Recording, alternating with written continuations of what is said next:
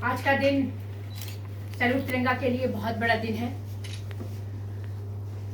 और वो इसलिए बड़ा दिन है कि आज बेटियों का सम्मान इस प्लेटफॉर्म के माध्यम से हो रहा है। ऐसा नहीं कि पहले बेटियों का सम्मान इस प्लेटफॉर्म से नहीं हुआ है,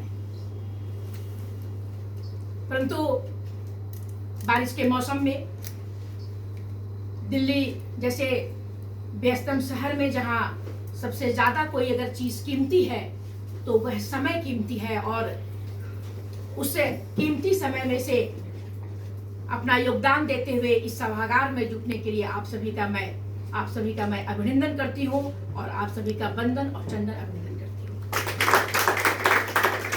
जैसा कि आप सभी जानते हैं कि इस संगठन को खड़ा करने में हमारे राष्ट्रीय अध्यक्ष माननीय श्री राजेश झा जी ने, अगर मैं कहूं कि इन्होंने अपने पसीने से इस संगठन को सींचा है तो कहीं से भी यह अतिशयोक्ति नहीं होगी।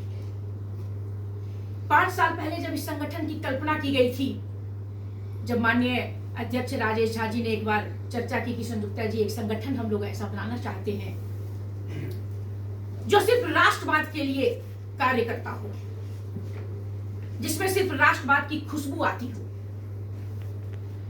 कौन सा ऐसा नाम हो सकता है जिस नाम को सुनने के बाद गहरी नींद में सोए भी लोग उठकर बैठ जाए।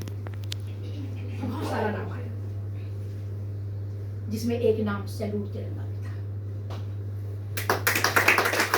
और यह नाम आते हुए भी कि हम अपने तिरंगे को सैल्यूट कर रहे हैं, इससे अच्छी और इससे बड़ी बात एक देशभक्त नागरिक के लिए कुछ भी नहीं हो सकती।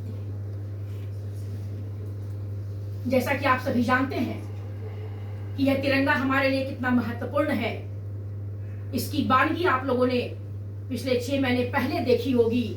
जब रूस और यूक्रेन के बीच लड़ाई हुई तो इसी झंडे को लेकर हमारे देश के बच्चे जब निकले तो इस झंडे की इतनी अहमियत हो चुकी है कि इस झंडे को देखने के बाद दोनों तरफ के सैनिक जो है उन्होंने अपना युद्ध का विराम कर दिया और सुरक्षित हमारे देश के बच्चे उस बॉर्डर को पार करके अपने देश में आए।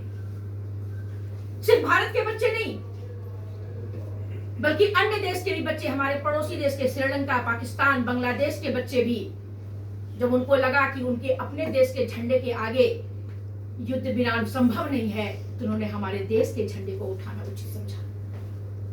आज यह ताकत है हमारे देश की,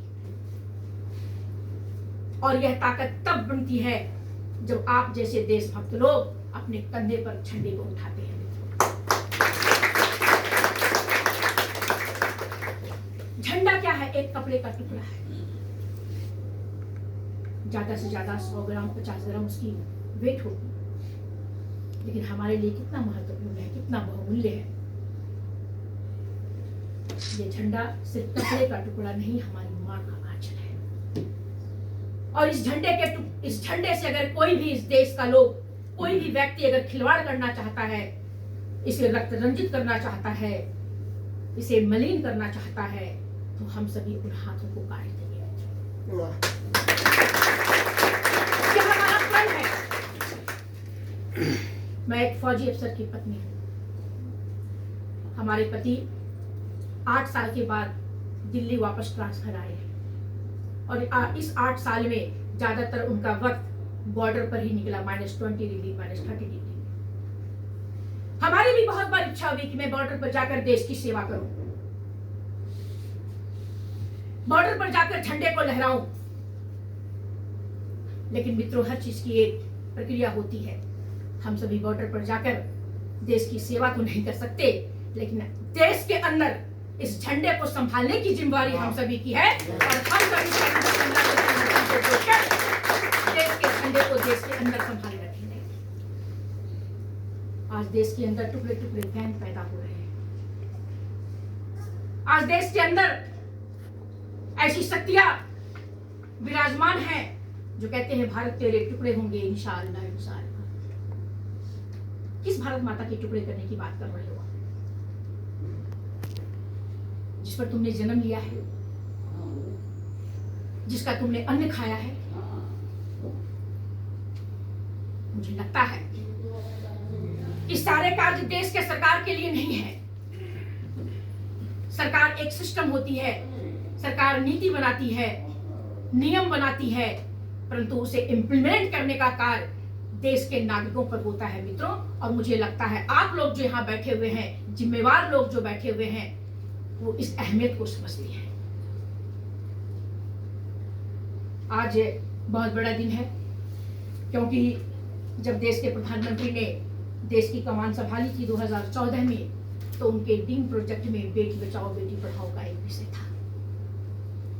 लोगों ने मजाक भी उड़ाया, इतने सारे मुद्दे हैं और मोदी जी को सिर्फ स्वच्छता और बेटी बचाओ। परंतु मुझे कहते हुए अपार हर्ष है कि हमारे देश में, हमारे बीच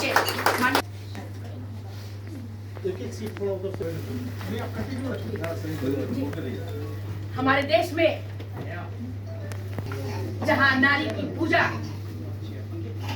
सर्वत्र होती है, और अभी अभी हम लोगों ने दुर्गा पूजा में, नवरात्रा में देखा है कि हम लोगों ने कैसे कन्याओं का चरण पूजन किया है, चरण बंदन किया है। माता को, भारत देश को भारत माता कहा जाता है। जिस देश में गंगा जल को गंगा मैया कहा जाता है, जिस मैया कहा जाता है, अगर उस देश का कोई संगठन महिलाओं के लिए और बेटियों के लिए कार्य करता है, तो मुझे लगता है इससे बड़ी और कोई बड़ी बात नहीं। मित्रों, आज देश में एक बहुत बड़ा मुद्दा उठ रहा है। आप सभी यहाँ पर जागरूक और काफी, मुझे लगता है अपने आप में व्यक्ति नहीं, अपने आप में एक संस्था के रूप में आप लोग सिर्फ एक चेहरा नहीं है, आपके पीछे हजारों लोगों का एक हुजूम है। ऐसे सभी लोग बैठे हुए हैं। आज देश के अंदर लव जिहाद का मामला जिस प्रकार बढ़ रहा है, यह एक चिंतनीय विषय है।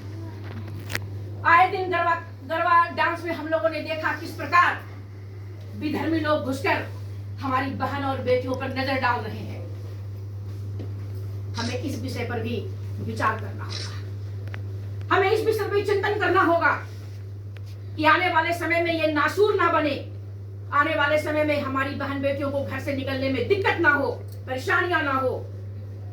इसके लिए हमें सैल्यूट तिरंगा के बैनर के तले ऐसे लोगों को मुंह तोड़ जवाब देने की जरूरत है। मैं अध्यक्ष जी का हृदय से धन्यवाद करती हूँ कि समय समय पर पूरे देश भर में कार्यक्रम आयोजन करके, और मैं माननीय श्याम जाजू जी हमारे संरक्षक हैं, मैं उनको बताना चाहती हूँ कि आज देश के 25 राज्यों में हमारा संगठन माननीय श्री श्याम जाजू जी के आशीर्वाद से पूरी टीम के साथ रात दिन कार्य कर रहा है।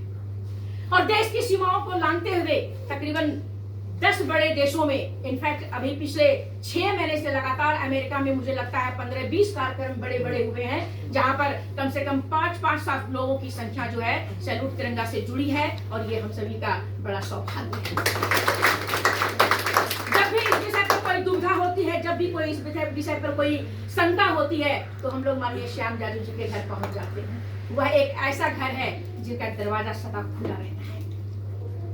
किसी भी विषय पर कोई जानकारी लेनी हो, आशीर्वाद लेना हो, मार्गदर्शन लेना हो, तो हम सभी श्याम जाजू जी के सानिध्य में आकर के इस संगठन को कैसे और बढ़ाए, इस संगठन को और कैसे सुंदर बनाए। क्योंकि मैंने कहा कि सारी जिम्मेवारी सरकार की नहीं है। सरकार नीतियां बनाएगी, सरकार नियम बनाएगी, लेकिन उसे इम्प्लीमेंट कौन करेगा? इसे इम्प्लीमेंट हम जैसे आप जैसे लोग करेंगे। एक बार कभी किसी ने कहा मुझे कि भारत माता की जय का मतलब क्या होता है? क्या आप लोगों ने पेटेंट करा रखा है कि भारत माता की जय सिर्फ आप बोलेंगे या फिर भाजपा वाले बोलेंगे?